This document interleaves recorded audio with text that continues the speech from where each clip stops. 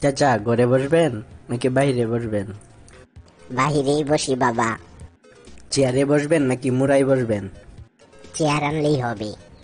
নরম চেয়ার নাকি শক্ত চেয়ার? একটা আনলেই হবে। হাতলওয়ালা চেয়ার নাকি হাতল ছাড়া চেয়ার? দেখ, তাক চেয়ার আনা লাগবে না, আমি বসবো না। আচ্ছা তাহলে শরবত খান একটু। নিয়ে এসো। আচ্ছা ঠান্ডা শরবত খাবেন নাকি গরম শরবত খাবেন? ঠান্ডাটাই আনো। চিনি বেশি দিব নাকি কম দিব? একটু বেশি দিও। সাথে কি লেবু দিব নাকি লেবু ছাড়া? থাকলে একটু দিও, সমস্যা নাই। চাচা কাচের গ্লাস দিয়ে আনবো নাকি স্টিলের গ্লাস দিয়ে? দুটো বেটা, আমি আর শরবতই খাবো না। তাহলে হালকা নাস্তা করেন চাচা। এক কাপ চা আর একটা বিস্কুট নিয়ে এসো। কি চানবো চাচা, রং চা নাকি দুধ চা? রং চা আনলেই হবে। চিনি কি বেশি দিব নাকি কম দিব? বেশি দিও একটু। চায়ে কি আদা দিব? একটু দিও। চাচা কি বিস্কুট আনবো, কোকুলা নাকি এনার্জি?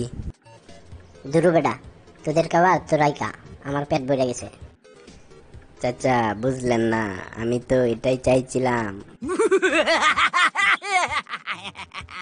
পড়ে যাচ্ছে চুল, হয়ে যাচ্ছে টাক, তবু কেউ দিল না ওগো বলে ডাক।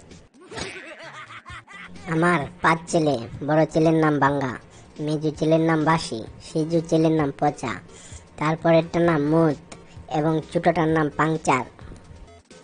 আজকে আমার বাড়িতে একজন অতিথি এসেছেন, দেখেন তার সাথে কি ঘটে। আরে আপনি এসেছেন, বসেন বসেন।